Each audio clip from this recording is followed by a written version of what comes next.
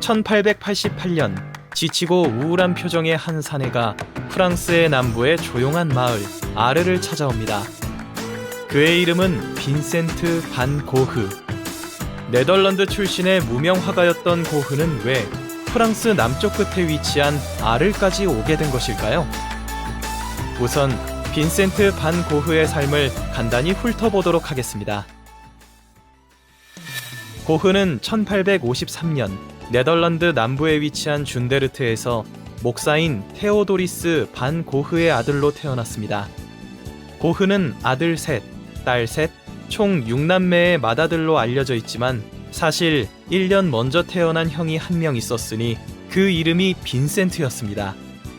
하지만 형이 태어나자마자 죽는 바람에 둘째인 고흐가 빈센트라는 이름을 물려받은 것이죠. 죽은 형의 이름을 물려받았기 때문일까요? 고흐는 평생 우울과 불안에서 벗어나지 못합니다. 고흐가 처음부터 화가를 꿈꾸었던 것은 아닙니다. 미술이 취미였던 어머니의 영향을 받아 그림을 곧잘 그리기는 했지만 독서를 좋아하고 외국어에 재능 있는 평범한 아이였죠. 16살이 된 고흐의 첫 직장은 삼촌이 운영하는 큰 화랑이었는데요. 몇 년 동안은 성실하게 일하면서 나름 유망한 화상의 길을 걷습니다. 고흐가 일하던 화랑의 규모가 커지면서 영국 런던에 지점을 내는데요. 그때 영어, 프랑스, 독일어에 능통한 빈센트가 파견이 됩니다. 그리고 이때부터 고흐의 기나긴 방황이 시작됩니다. 런던에서 가난한 노동자들의 비참한 삶에 충격을 받고 짝사랑했던 하숙집 딸에게 실연까지 당하는데요. 이로 인해 정신적으로 불안정한 상태에서 손님과 말다툼을 하다가 결국 화랑에서 해고를 당합니다. 이후 종교에 푹 빠져서 신학 공부를 열심히 하지만 광신도적인 기질 때문에 교회에서도 거부를 당하죠. 시리에 빠진 고흐는 평소 취미로 여겼던 그림에 관심을 갖게 되고 결국 27살이 되어서야 화가가 되기로 결심합니다. 하지만 화가의 길도 쉽지는 않았습니다. 고흐는 미술 아카데미에서 정식으로 배우기보다는 독학을 고집하며 스스로 그림의 기법을 익혀나갔는데요. 다른 사람의 아이를 임신한 매춘부와 동거하다가 가족과 심하게 다투기도 하고 그림의 모델이었던 처녀를 임신시켰다는 오해를 받아 초상화를 그리지 못하는 일을 겪기도 합니다. 결국 고향인 네덜란드를 떠나 동생 테오가 있는 프랑스 파리로 가게 되죠. 파리에서는 로트렉, 고갱 등의 인상파 화가들과 교류하지만 여전히 화가로서 자리를 잡지 못합니다. 대도시의 방탕한 삶과 우중충한 겨울 날씨에 지친 고흐는 밝은 태양을 찾아 남쪽으로 향하게 되는데요. 그곳이 바로 프랑스 남부의 아르리였습니다. 고향 네덜란드와 비슷한 풍경을 지니고 있는 아르에서 고흐는 비로소 안식을 취하고 왕성한 작품 활동을 합니다. 낮에는 암스테르담에서 흔히 봤던 도개교의 풍경을 화폭에 옮기고 밤이 되면 카페로 찾아가 책과 예술에 대한 수다를 나누곤 하죠. 이때 고흐가 아르에서 꼭 이루고 싶었던 것이 하나 있었는데요.